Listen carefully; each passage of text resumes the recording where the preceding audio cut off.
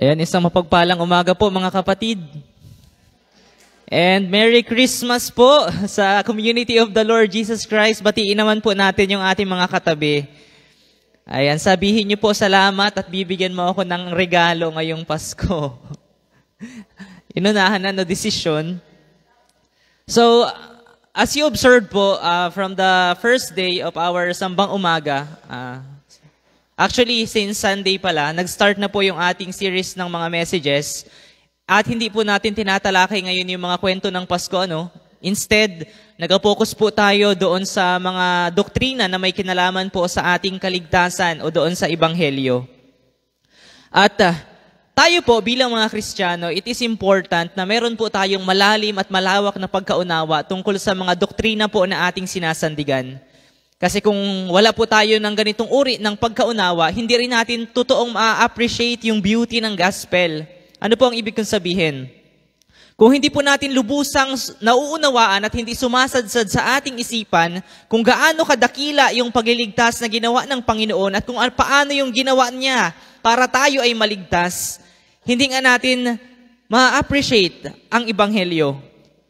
Pero kung tayo po ay mayroong malalim na pagkaunawa sa Ebanghelyo at sa kaligtasan na ating natanggap, I am sure na tayong lahat, bawat isa sa atin, mga nanay, mga tatay at mga kabataan, ay tunay po na magkakaroon ng matinding pagnanasa na ibahagi ito sa iba. Dahil ang sabi nga ni Pablo sa Roma 1 verse 16, hindi ko ikinakahiya ang mabuting balita sapagkat ito ang kapangyarihan ng Diyos para sa kaligtasan ng bawat sumasampalataya, unay sa mga Hudyo at gayon din sa mga Griego. Hindi po ba nakakatuwang isipin na bawat isa sa atin, kapag naunawaan natin kung gaano katindi yung pagliligtas na ginawa ng Diyos, we can re-echo this very phrase na sinabi po ni Pablo, na maging tayo ay hindi natin ikinakahiya ang mabuting balita. Dahil alam natin na ito daw ay kapangyarihan ng Diyos para sa pagliligtas po sa lahat ng sumasampalataya. Most of us Christians, inasabi natin na hindi ko naman talaga inakahiya ang gospel. Pero aminin po natin, most of the times, when was the last time na i-share natin ang mabuting balitang ito sa iba? Kailan tayo huling nagbahagi ng mabuting balita sa mga tao sa paligid natin, sa mga taong nakakasalamuha natin? Hindi nga natin ikinakahiya, pero hindi rin tayo proud. Ano pong pinagkaiba nun? Kasi pag sinabi nating hindi ikinakahiya, we can rephrase it sa ipinagmamalaki ko. Tama po ba? Pwede nating sabihin na ipinagmamalaki ko ang mabuting balita. Ipinagsisigawan ko ang mabuting balita. Dahil naunawaan natin na ito pala ang kapangyarihan ng Diyos. Hindi lang ito isang set ng mga katotohanan na pinagsama-sama at ina-share natin, bagkus ito ay isang kapangyarihan. And when we say kapangyarihan, it has the ability to transform people, to change people, at sabi nung talata ay to save people, para daw iligtas ang lahat ng sumasampalataya. Mga Hudyo at mga Griego, mga hindi Hudyo, at kabilang po tayo doon. Ibig sabihin, it covers everyone. It is for everyone, and it gives hope sa lahat ng tao. Yung pinagbasihan po nating talata sa Roma, ang yaman-yaman po sa doktrina ng aklat ng Roma. And among all the epistles, yung mga sulat po ni Pablo, dito halos matatagpuan lahat ng mga doktrina na kailangang maunawaan ng mga Kristiyano. Kaya nga po tinagurian yung aklat ng Roma na the Christian Constitution daw.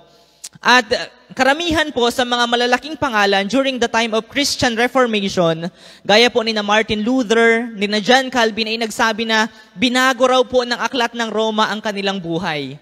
So as we ponder this book of Romans, sana ay magkaroon po tayo ng excitement sa ating mga puso na gusto ko din na matransform din yung buhay ko, mabago rin yung buhay ko sa pamamagitan ng pagbabasa at pagbubulay sa aklat na ito. Maging excited po nawa tayo na makaranas tayo nung hindi lang binago, kundi yung mas pinalalim po na perspectives tungkol sa mga major doctrines na atin pong inapanghawakan. At sa unang 5 chapter po ng Roma, kung nabasa nyo na, and I'm sure marami naman sa atin ay nakabasa na, sa unang 5 chapter po nito ay tinalakay ni Pablo yung tungkol sa justification o pag-aaring ganap, which is our topic for today. Pwede po ba nating sabihin justification? Pag-aaring ganap. At sure po ako, I am sure na hindi po ito ang unang beses na napakinggan natin ang tungkol sa pag-aaring ganap. Tama po ba? At hindi rin ito ang first time na sinabi natin ang tungkol sa pag-aaring ganap or justification. Pero sa akin pong palagay, sa akin lang pong palagay, pwedeng mali ako. Marami pa rin po sa mga miyembro ng CLJC ang walang malalim na pagkaunawa tungkol sa pag-aaring ganap o hindi pa lubusang sumasadsad sa ating isipan kung ano ba ang ibig sabihin kapag inari tayong matuwid, ganap o banal ng Diyos. Lalo na yung mga taong makasalanan pero sumampalataya kay Jesus. Kaya before I get to my points, 3 lang po yung puntos natin at mabilis lang ito. Gusto ko po munang itanong, ano ba muna ang nangyayari kapag inari tayong ganap o justified? Pwede po bang buo kayo sa inyong mga isipan ng sagot? Ano ang nangyayari kapag inari tayong ganap o justified? Here's a simple answer. When we are justified, nagiging matuwid po tayo sa harap ng Diyos at hindi na tayo subject sa puot ng Diyos dahil sa kasalanan. From the word justified, ibig sabihin, nakagawa ka ng kasalanan, pero, na-justify ka. Inadeklara ka ng Diyos na matuwid o ganap. Alam niyo po yung kapag kayo ay may mga kinulang na papers, kapag gumawa ng report, or may namali kayo, tapos gagawan nyo lang ng justification letter para hindi ma-count yung mali. Oo, mali yun. Oo, may kulang doon. Oo, hindi yun kumpleto. Pero dahil may justification letter ka, na-justify mo kung bakit ganun yung nangyari. At parang ganun po yung nangyari. At dito po sa justification, hindi lang tayo basta pinatawad. Hindi lang tayo basta pinatawad, kundi inari daw tayong ganap o perfect. Though hindi naman talaga tayo perfect. So magkaiba po, yung pinatawad ka lang sa na-justify ka. Kasi pag sinabi pong pinatawad ka lang, ano pong ibig sabihin nun? Naligtas ka lamang dun sa parusa na nararapat sa iyong kasalanan. Pero dito po sa justification na inapag-usapan natin, inadeklara kang matuwid sa harapan ng Diyos na parang hindi ka nakagawa ng kahit anong kasalanan. Kahit ang totoo'y napakamakasalanan mo, kahit ang totoo'y ang dami-dami mong nagawang kasalanan. Pero when you are justified, inaturing ka ng Diyos na parang hindi ka nakagawa ng kasalanan. Kahit ang totoo'y hindi ka naman talaga matuwid at lalong hindi ka perfect. Abay, anong palad naman po natin kung gayon, Lalo na kung alam natin sa sarili natin na makasalanan talaga ako, Lord. Kahit saang anggulo tingnan, kahit saan sipatin, makasalanan talaga ako.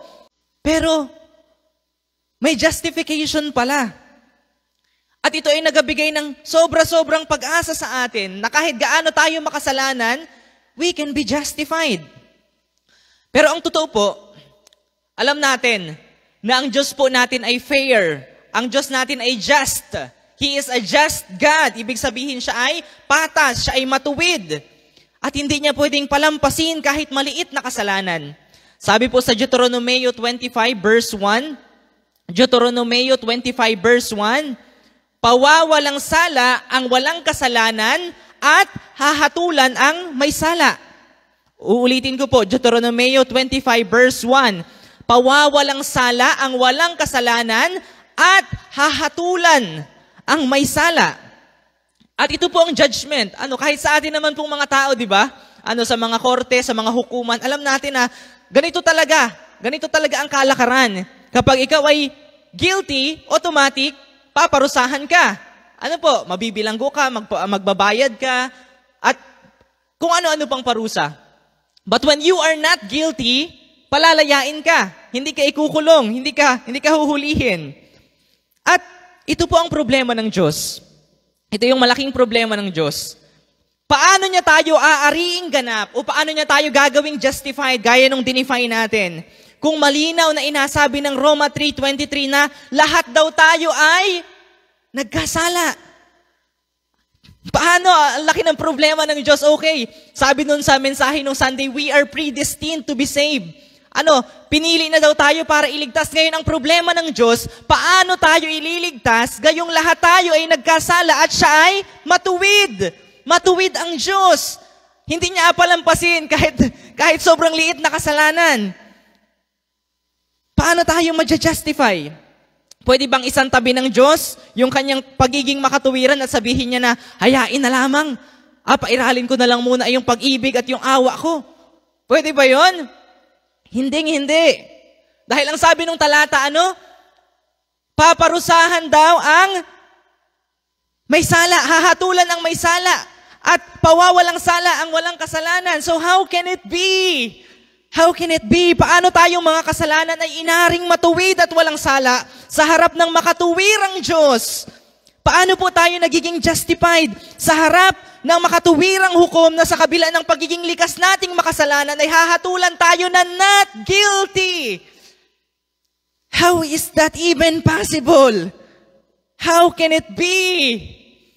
Hindi ba ang laking katanungan po yun, mga kapatid? Lahat tayo yung makasalanan. Pero maja-justify tayo. How can it be? And while pondering Romans 1-5, habang inabasa ko po yung Romans 1-5, I was convicted to simply define justification, number 1, by grace alone, number 2, through faith alone, and number 3, in Christ alone. At yan po yung magiging mga puntos natin ngayong umaga. Justification, number 1, by grace alone, number 2, through faith alone, and number 3, in Christ alone. Punta po muna tayo sa ating basihang talata. Makibukas po kayo sa akin sa Roma 3, verses 21 to 28. Roma 3, verses 21 to 28. Basahin ko po sa ang salita ng Diyos version. Pero ngayon, inihayag na kung paano itinuturing ng Diyos na matuwid ang tao. Ito'y hindi sa pamamagitan ng pagsunod sa kautusan. Ang kautusan na mismo at ang mga propeta ang nagpatotoo rito. Ang tao'y itinuturing ng Diyos na matuwid sa pamamagitan ng pananampalataya kay Hesukristo at walang pinapaboran ang Diyos. Kaya, ang sino mang sumasampalataya kay Hesukristo ay itinuturing niyang matuwid, sapagkat ang lahat ay nagkasala at hindi naging karapat-dapat sa paningin ng Diyos. Ngunit dahil sa biyaya sa atin ng Diyos, itinuring niya tayong matuwid sa pamamagitan ni Kristo Jesus na siyang tumubos sa atin. Ito'y regalo ng Diyos. Isinugo si Kristo Jesus sa mundo para ialay ang kanyang buhay, nang sa ganoon mawala ang galit ng Diyos sa atin. At sa pamamagitan ng kanyang dugo ay mapatawad ang ating mga kasalanan kung sasampalataya tayo sa Kanya. Ginawa iyon ng Diyos para ipakita na matuwid siya. Noong unay nagtimpi siya at pinalampas ang mga kasalanang ginawa ng mga tao, kahit na dapat sana'y pinarusahan na sila. Isinugo niya si Kristo para ipakita sa kasalukuyang panahon na matuwid siya. Dahil sa ginawa ng Diyos, pinatunayan niyang matuwid siya, maging sa pagturing niyang matuwid sa mga makasalanang sumampalataya kay Jesus. Kaya wala na tayong maipagmamalaki, dahil ang pagturing sa atin na matuwid ay hindi sa pamamagitan ng ating pagsunod sa kautusan, kundi sa ating pananampalataya kay Jesus. Sapagkat naniniwala tayo na itinuturing ng Diyos na matuwid ang tao sa pamamagitan ng kanyang pananampalataya kay Kristo at hindi sa pagsunod sa kautusan. Okay, unang puntos po natin tungkol sa pamamaraan ng Diyos tungkol sa justification. Number 1, we are justified by God's grace alone. We are justified by God's grace alone. Inari po tayong matuwid dahil sa biyaya lamang. Inari tayong matuwid dahil sa biyaya lamang. Kung MBB po ang Bible ninyo, kagaya nito, ang title po na nilagay ng mga scholar dun sa bahagi ng Bible na binasa po natin ay ang pagpapawalang sala ng Diyos sa tao. Mapapansin po ninyo, yun ang title na nakalagay sa Roma 3, verses 21 to 28. Ang pagpapawalang sala ng Diyos sa tao. Pero bago po yun, kung titingnan po natin yung mga naunang verses sa taas, nauna po na nilinaw ni Pablo kung ano yung papel ng kautusan. Basahin niyo po dun sa naunang verse sa Roma 3:19 to 20. Ang sabi po dun, ngayon, alam na natin ang lahat ng sinasabi ng kautusan ay para sa ating mga Hudyo na namumuhay sa ilalim ng kautusan, para walang maidahilan ng sino man na hindi siya dapat parusahan. Ang lahat ng tao sa mundo ay mananagot sa Diyos. Walang taong mapapawalang sala sa paningin ng Diyos sa pamamagitan ng pagsunod sa kautusan, sapagkat ang ginagawa ng kautusan ay ang ipaalam sa tao na siya ay nagkasala. Ang linaw po ano? Ano po ang papel ng kautusan? Ito po ay para ipamuka sa atin na karapat-dapat tayo sa kaparusahan. Para wala raw tayong maidahilan. Para hindi natin ma-justify yung ating mga kasalanan at paglabag. Kasi nga ang bawal ay bawal at ang masama ay masama. At sa sobrang dami po ng mga batas, rules, utos na isinet ng Diyos sa Biblia, hindi po ba imposible natin yun ma-perfect? Kasi ang natural po sa atin ay maghimagsik. Ang natural sa atin ay maging matigas ang ulo. Ang natural sa atin ay suwayin ang mga utos. Kaya sa mga tao pong nag-iisip na magiging matuwid sila sa harap ng Diyos kapag sinunod nila ang mga utos, abay baka nangangarap ng gising. Pakitapik nga po yung katabi. Baka nangangarap ng gising. Sa mga taong nag-iisip na pwede silang mapawalang sala at pwede silang maging matuwid sa harap ng banal na Diyos sa pamamagitan ng pagsunod sa kautusan, nagkakamali po sila. Dahil ang totoo, ang sabi ng talata, ginawa ang kautusan para ipaalam sa atin na tayo ay makasalanan. Sobrang linaw na po niyan, ano? Ngayon, kung duda ka pa rin at talagang sa likod ng isip mo, parang may mali sa inasabi ni brother. Parang kailangan pa rin talaga i-perform ko lahat ng mabubuting gawa para maging matuwid ako sa harap ng Diyos. Kung duda ka pa din at talagang may paglalaban sa isip mo at nag-aakalang may bahagi ka o may dapat kang magawa para maging matuwid sa harap ng Diyos, sinundan pa po ni Pablo yung kaniyang paglilinaw sa verse 21. Basahin po ninyo. Pero ngayon, inihayag na kung paano itinuring ng Diyos na matuwid ang tao. Ito'y hindi sa pamamagitan ng pagsunod sa kautusan. Ito'y hindi sa pamamagitan ng pagsunod sa kautusan. Hindi nga po kasi sa pamamagitan ng kautusan. Kahit pa yata masunod po natin lahat ng utos at naging napaka-very good natin to the point na lahat ng kabarangay mo ay nagpatutuon na anong bait man din yung taong yan. Ay wala kang masasabi dyan. Sobrang bait talaga yan. Madali yung utangan. Pwede nang humangad na kapitan yan. Boto ko yan. Dahil sobrang bait talaga. Sobrang galing niyang taong yan. Kahit pa yata po lahat ng taong kilala mo ay magpatutuo kung gaano kakabuting tao, hindi pa rin po iyon ang magiging dahilan para maging malinis tayo sa harap ng Diyos.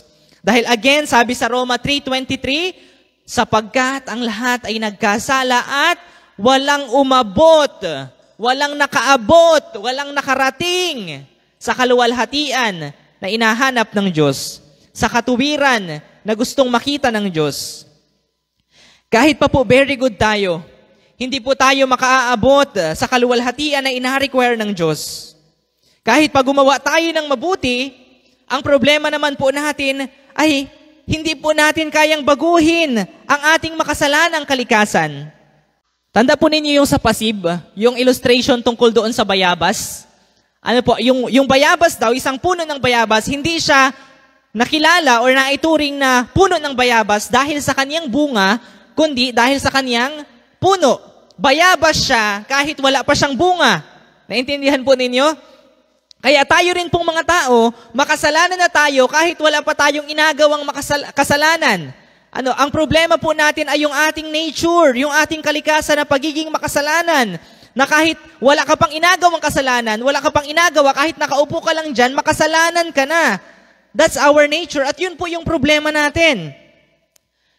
Kaya, paano po tayong magiging matuwid sa pamamagitan ng paggawa ng mabuti at pagsunod sa kautusan, gayong ang problema pala natin ay hindi naman talaga kung ano yung ating inagawa, kundi kung ano tayo, kung ano yung kalikasan natin.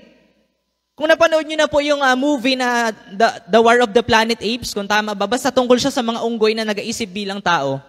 Di ba yung mga unggoy naman po, kahit yan ay tumigil na sa pagkain ng saging, kahit siya ay mag-isip na parang tao, lumakad na parang tao, magsalita na parang tao, unggoy pa din siya. Tama po?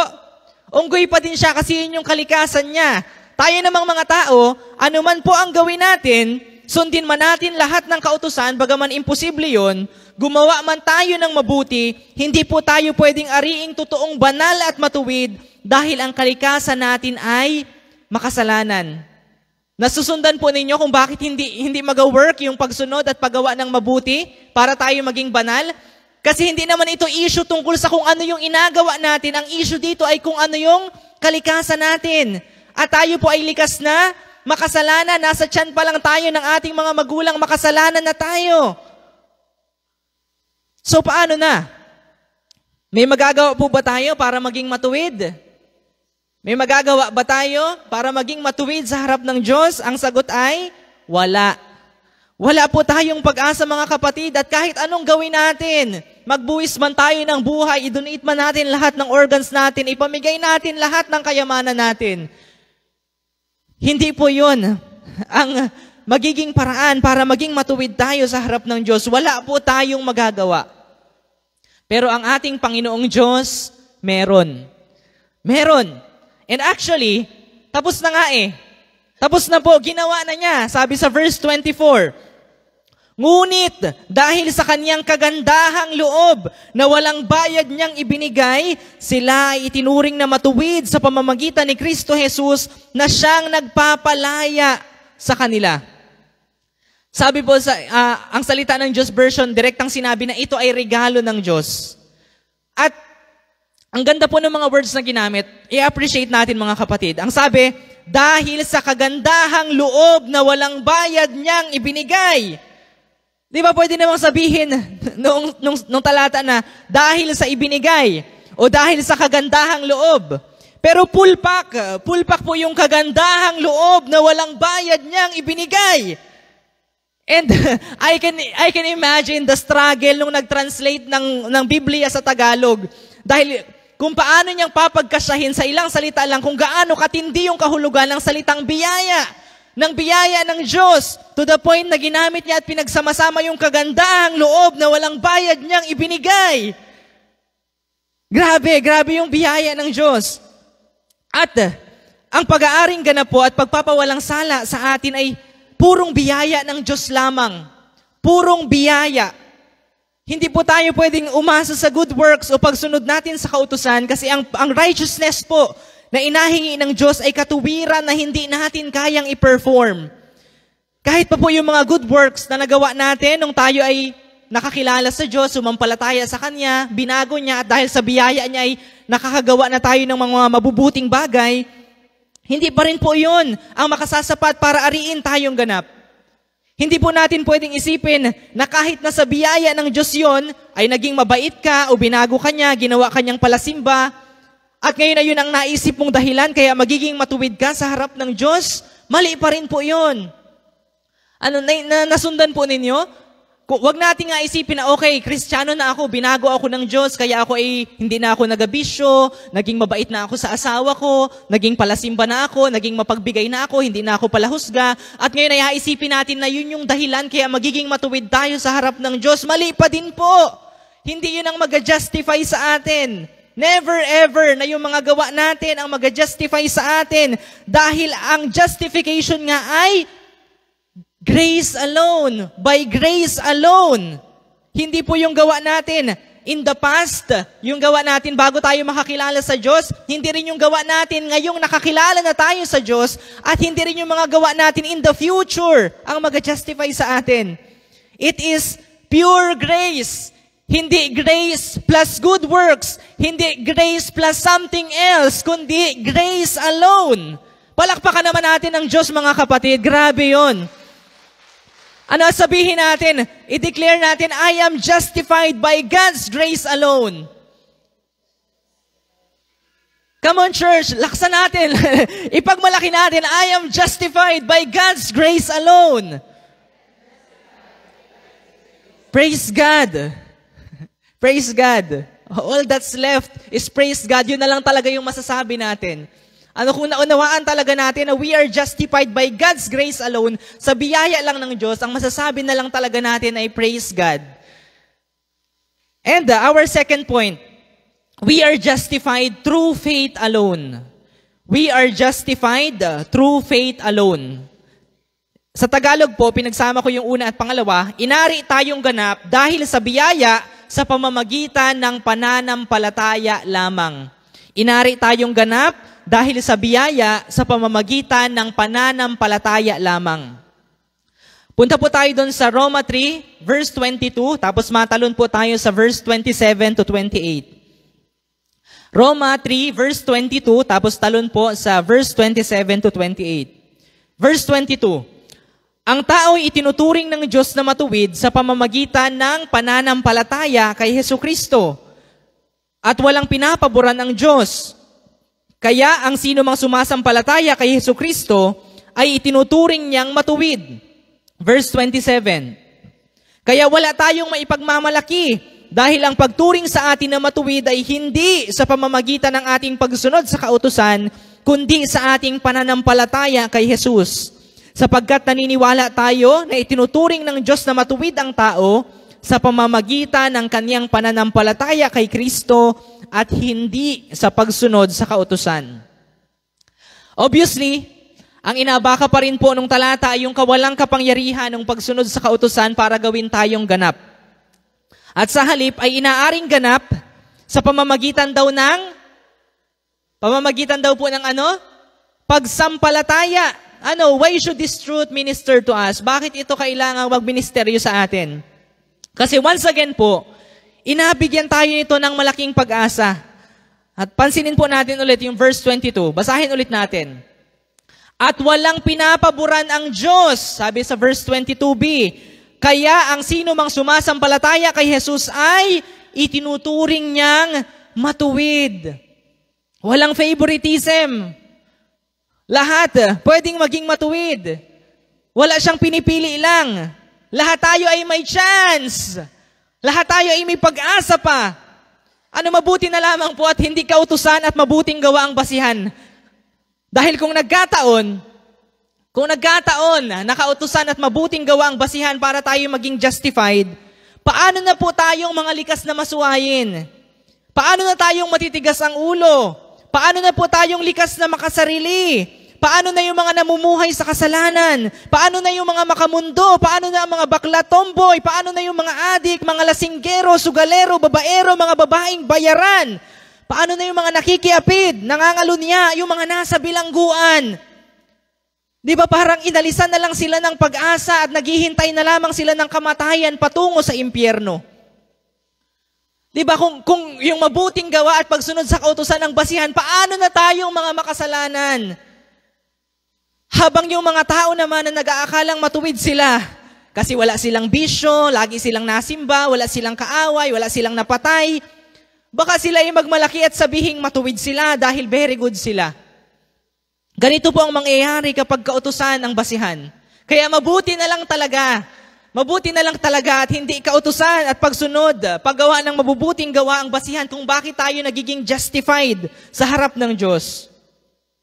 At kahit ako siguro hindi po ako makatatayo sa inyong harapan ngayon kung ganun nga ang sistema ng pag-aaring ganap. Dahil buong pagpapakumbaba ko pong nalalaman kung gaano ako kahindi karapat-dapat. At alam ko na kahit gawin ko na yate lahat ng mabuting bagay na nalalaman ko, ay hindi pa rin po yun makasasapat doon sa inahingi ng Diyos ng katuwiran.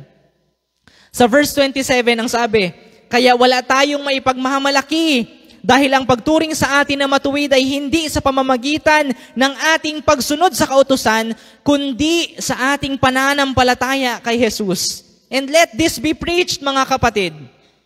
Ito po yung uri ng justification na dapat ina-preach natin when we truly understand how it works, paano ito inagawa ng Diyos, at na-appreciate natin na ganito pala. And may we have the courage to share it to the world, to share it to the people around us. Because it gives so much hope, and this hope is not just for ours to keep. Hindi lang ito para sa atin, it is meant to be shared. It is meant para ipagsabi natin at ipagsigawan natin. So let this be preached, mga kapatid. Ito po yung uri ng justification, hindi yung justification na inaturo ng mundo, inaturo ng ibang sekta na kailangan may mabuting gawa bago ka maging matuwid sa harap ng Diyos. At susundan ko lang po yung discussion ni Pablo sa sumunod na chapter. Punta po tayo sa Romans 4, verses 2 to 3. Romans 4, verses 2 to 3. Ang inatukoy po dito ay si Abraham. Kung itinuring siya ng Diyos na matuwid dahil sa mga nagawa niya, may maipagmamalaki sana siya. Ngunit wala siyang maipagmalaki sa paningin ng Diyos. Ano ang sinasabi ng kasulatan? Si Abraham ay sumampalataya sa Diyos at dahil dito, siya ay itinuring ng Diyos na matuwid. Dito po ay ginamit na halimbawa si Abraham, ano? At napakalinaw na sinabi ng talata na siya'y itinuring ng Diyos na matuwid dahil po sa kaniyang pananampalataya. At sinubukan ko pong balikan, na-curious ako, sinubukan kong balikan, ano ba yung naging buhay nitong si Abraham? Paano niya ipinakita yung kanyang pananampalataya to the point na ibinilang siya ng Diyos na matuwid? Una, nang tawagin siya ng Diyos na pumunta sa malayong lugar na di pa niya napupuntahan, at ang pangako sa kanya ay, siya ay magiging ama daw ng lahat ng bansa. Pangalawa, nang panghawakan niya ang pangako ng Diyos na magkakaanak pa sila sa kabila ng pagiging baog ng kanyang asawa at labis na katandaan. Patatlo, nang iutos ng Diyos na ihandog niya yung kaisa-isa niyang anak na si Isaac. At ano po yung inasabi nito tungkol sa pananampalataya?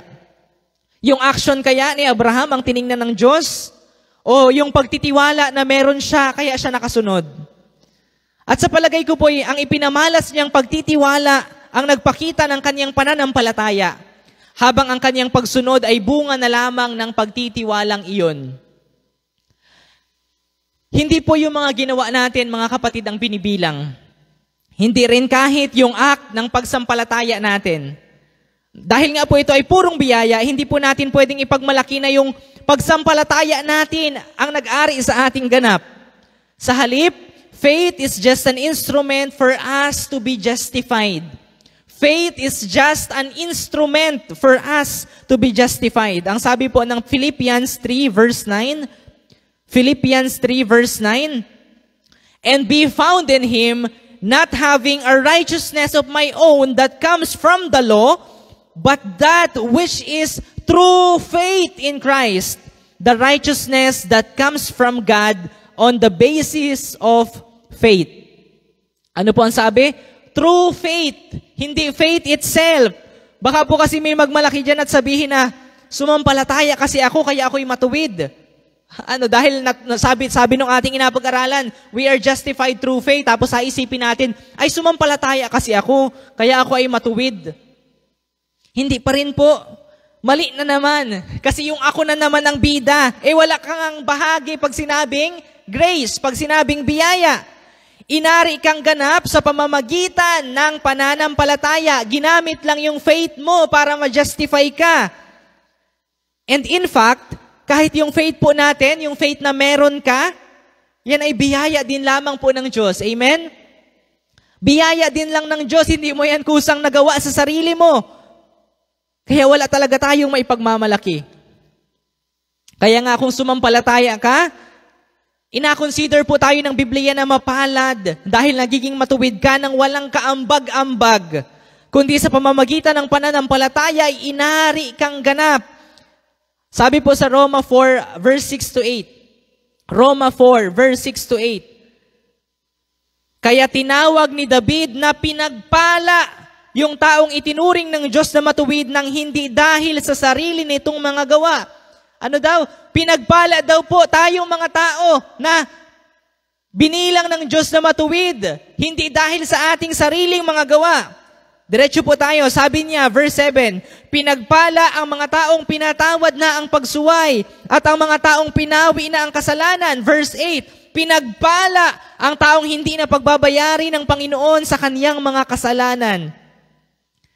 Grabe yung pinagpala, pinagpala.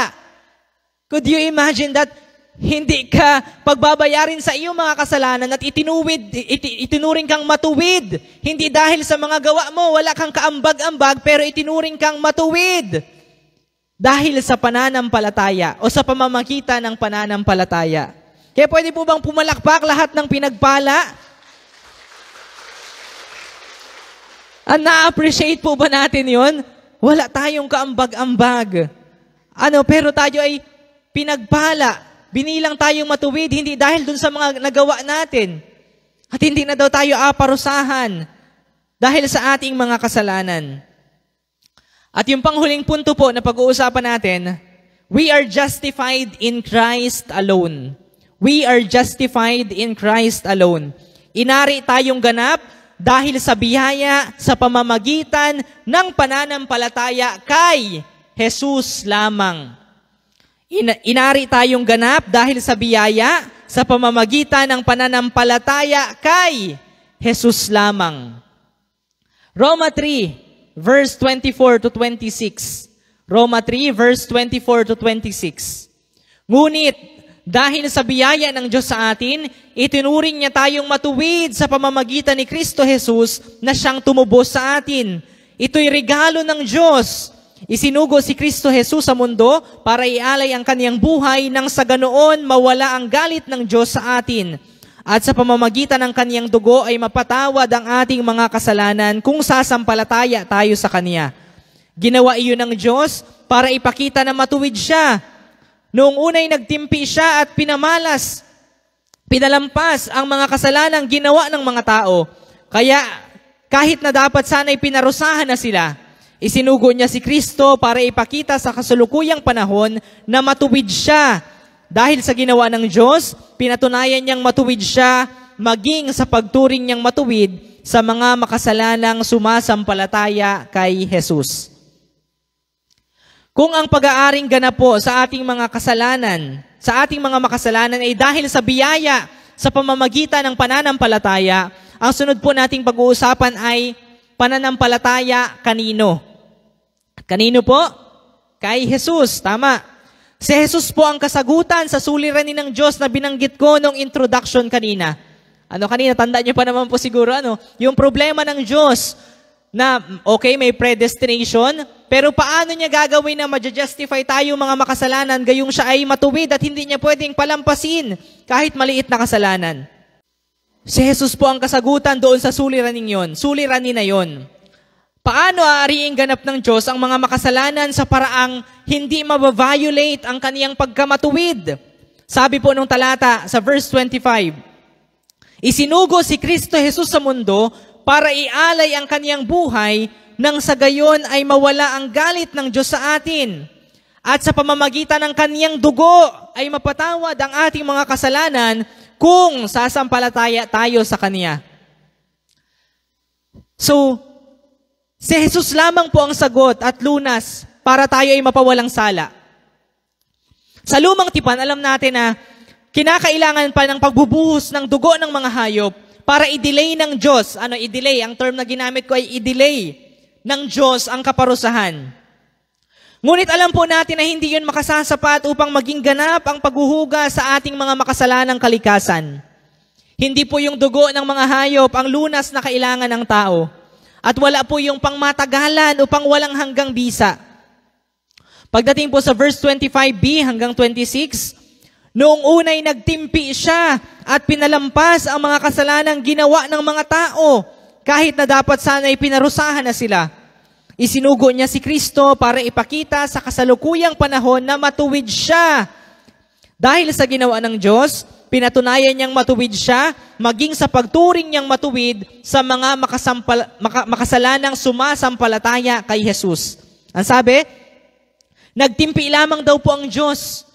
Nagtimpi. Anong ibig sabihin ng nagtimpi? Pinigilan lang yung galit. Nagtimpi lang ang Diyos at pinalampas daw yung pagpaparusa sa mga makasalanan noon. Subalit dumating po ang panahon ng bagong tipan na pinatunayan ng Diyos na siya ay patas at matuwid kahit paariin niyang ganap yung mga makasalanan. Si Jesus yung sagot doon sa problema ng Diyos. Na paano niya aariing ganap yung mga makasalanan? Si Jesus ang sagot, siya ang lunas, ang dugo ni Jesus ang nagpawalang sala sa atin. Sabi po sa Roma 5 verse 9, Roma 5 verse 9, yamang sa pamamagitan ng kaniyang dugo, tayo ngayon ay napawalang sala. Next question, bakit dugo ni Jesus? Bakit dugo ni Jesus? Sabi po sa 2 Korinto 5 verse 21, 2 Korinto 5 verse 21, hindi nagkasala si Kristo.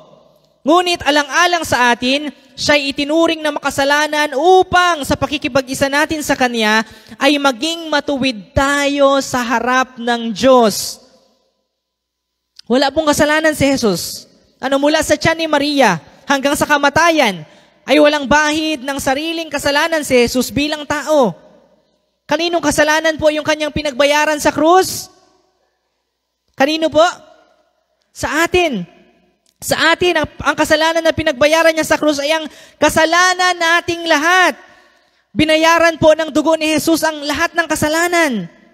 Kaya nga, in Christ, we become the righteousness of God. Nasatisfy po yung galit ng Diyos. Kinuha ni Jesus yung ating mga sala at tinanggap yung parusa na dapat ay para sa atin. At ibinihis naman yung katuwiran, yung pagiging walang sala ni Jesus sa atin para tayo ay maging ganap sa harapan ng Diyos. Naunawaan po natin? Yung kasalanan natin, kinuha ni Jesus, kasalanan ng lahat ng tao. Gaano katindi yun, ipinako si Jesus sa krus para pagbayaran lahat ng kasalanan na nagawa natin dito sa mundo. At ano ang kapalit? Kung tayo daw ay sumampalataya at nakipag-isa sa Kanya, ibibilang sa atin, the righteousness of Christ will be imputed to us. Ibibilang sa atin yung katuwiran ng Diyos, ni Jesus. Sabi po, sa Roma 5, verse 18 to 19. Roma 5, verse 18 to 19. At kung paano ang pagsuway ng isang tao ay nagdulot ng kaparusahan sa lahat, ang matuwid na ginawa rin ng isang tao ay nagdudulot ng pagpapawalang sala at buhay sa lahat. Sapagkat kung naging makasalanan ang marami dahil sa pagsuway ng isang tao, marami rin ang mapapawalang sala dahil sa pagsunod ng isang tao. Kung paano pong minana natin at ibinilang sa atin ang kasalanan ni Adan bago pa man tayo isilang at kahit wala pa naman tayong ginagawa. Imagine nyo, wala ka pang ginagawa. Batang-bata ka, kakasilang mo lang, newborn baby ka. Very innocent. Wala ka pang ginagawa, pero dahil dun sa ginawa ni Adan, ibinilang kang makasalanan. Wala ka pang ginagawang mabuti o masama, hindi ka pa nag-iisip ng mabuti o masama, makasalanan ka na dahil dun sa isang taong yun. Dahil kay Adan. At sa kaparehong paraan po, ibinihis din naman sa atin ang katuwiran ni Jesus nang tayo ay sumampalataya kahit wala pa tayong ginagawang pagsunod sa kautusan o mabubuting gawa. In the same way, wala ka pang ginagawa dahil sumampalataya ka, dahil sa biyaya ng Diyos sa pamamagitan ng pananampalataya, ibinilang naman sa iyo yung katuwiran ni Jesus kahit wala ka pang ginagawa. Naunawaan po natin, panahon ni Adan, gumawa ng kasalanan at dahil dun sa ginawa niya, lahat ng tao ay ibinilang na makasalanan. At si Jesus naman, kung sumasampalataya tayo sa Kanya, wala pa rin tayong ginagawa, inaturing na rin tayong matuwid sa harapan ng Diyos dahil sa ginawa ni Jesus. Ano po ang kailangan? Believe in Jesus. Believe in Jesus. And mind you mga kapatid, believing is not mental. Hindi po ito basta naunawaan mo lang at sinang-ayunan mo lang, okay, naunawaan ko, ganun pala yun. Ganun pala yung ginawa ni Jesus. Sige, tapos na. Hindi po ito basta naunawaan mo lang o sinang-ayunan mo lang. May mga tao po na maaaring naunawaan ng sobra ang mabuting balita pero hindi ligtas. May mga tao na maaaring naunawaan ng sobra, mas naunawaan pa siguro sa atin, pero hindi ligtas. Dahil iba yung pagkaunawa lamang at totoong pananampalataya. Di ba kahit nga po yung mga demonyo ay naniwala naman? Naniniwala sila, alam na alam nila kung ano yung mangyayari. Nanginginig pa nga, di ba? Sabi po nung mga salita sa Biblia. At kung aisipin, baka nga mas malalim pa yung pagkaunawa nila kaysa sa atin. Pero ligtas po ba sila? Hindi. Ang totoong pananampalataya po ay kagaya ng ginawa ni Abraham. Gagamitin kong reference yung kay Abraham ulit. Ano ba yung ginawa niya? Noong nangako ang Diyos sa kanya na siya ay pumunta sa ibang lugar na hindi pa niya napupuntahan at siya ay agawing ama ng lahat ng bansa. Nung sinabi ng Diyos na ihandog niya yung kanyang kaisa-isang anak, nung sinabi ng Diyos na sila ay magkakaanak kahit baog yung kanyang asawa at sobrang tanda na nila. Walang kasing tanda dito, kahit yung pinakamatanda dito, mas matanda pa. Si Sarah. Pero ano ang ginawa ni Abraham? Nagtiwala siya sa Diyos. Naghintay siya sa Diyos. At pinanghawakan niya ang pangako ng Diyos. Kaya't sa pananampalataya po kay Jesus, ibig sabihin, inasuko po natin, inasurrender, at inapagkatiwala natin ang lahat sa Kanya lamang. May lamang. Hindi kay Jesus at sa pera, hindi kay Jesus at sa nanay, tatay mo, kundi sa Kanya lamang. Parang it's as if inahintay natin siya sa bawat bahagi ng buhay natin hanggang sa Kanyang muling pagbabalik. Inapanghawakan natin ng napakahigpit yung kaniyang mga pangako at salita. Parang inasabi natin na, Jesus, I believe in you. I believe that you came. I believe that you lived. I believe that you died. And I believe that you rose again. I believe that you are able to save. I believe that you are God. And I trust you. That's how faith works. Nananampalataya tayo na sa lahat ng area ng buhay natin, naghihintay tayo sa Kanyang paggawa. Umaasa tayo sa Kanya lamang, hinihintay natin siya hanggang sa Kanyang muling pagbabalik. Nabubuhay tayo sa paghihintay sa Kanya at pagsunod sa Kanyang kalooban bilang Kanyang mga disipulo. Sinusunod natin yung Kanyang mga sinabing tagubilin. At inapanghawakan natin ng napakahigpit yung Kanyang mga salita, yung Kanyang mga pangako. Na pag sinabi ng Diyos na kasama niyo ako hanggang sa dulo ng daigdig, inapanghawakan natin na kasama talaga natin siya hanggang sa dulo ng daigdig. Pag sinabi niyang abigyan niya tayo ng kapahingahan, naniniwala tayo na abigyan niya tayo ng kapahingahan. That's how faith works. That's the kind of faith that we need. I trust you. Inasabi natin kay Jesus na, Jesus, I trust you with my life. I trust you with my soul, and I trust you with my eternal destiny. My faith and trust is in you alone. Sa Kanya lamang. And when we have that kind of faith, when we finally understood na justification is by grace alone, through faith alone, in Christ alone, God declares us righteous by His grace. Kahit ikaw pa ang pinakamasamang tao, at sa oras na sumampalataya ka kay Jesus ng ganitong uri ng pananampalataya, aariin kang ganap ng Diyos dahil sa Kanyang biyaya. Ito po yung justification na inapag-usapan natin. Nananampalataya po ba kayo kay Jesus? Nananampalataya ba tayo kay Jesus? Amen! So if yes, then you are saved and you are declared righteous. Gaano man naging kasama yung past mo, gaano ka man naging makasalanan, at kahit inaturing mo na ikaw ang pinakamasamang tao sa loob ng silid na ito ngayon, you are declared righteous. You are declared not guilty. Because you now have the perfect righteousness na inahingi ng Diyos. And that righteousness is the righteousness of Christ imputed to you by the Holy Spirit the moment you believed. Kaya praise God, palakpakan po ulit natin ang Panginoon. Again, all that's left is praise God. All that's left is praise Jesus. Nagtatapos na po ako, and I want to invite the praise team habang inabasa ko po yung conclusion. After understanding this, pagkatapos po itong maunawaan, di ba, kung kagaya ko po kayo, napakadali na pagdudahan po yung ating good standing sa harap ng Diyos. Tama?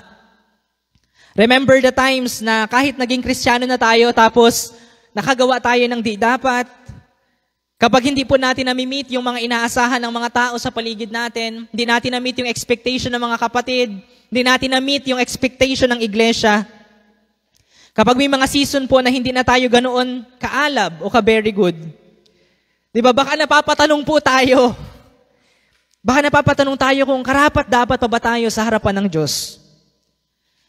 Kaya yung pagbubulay po sa topic na ito has inspired me a lot. Kasi naunawaan ko na yung justification ko ay wala dito. Wala po sa pagsunod ko sa lahat ng mga utos. Wala sa paggawa ko ng mabuti. Kasi hindi naman tayo araw-araw na very good, di ba? Kahit tayo Kristiyano na nadaan tayo sa mga seasons na hinang-hina tayo.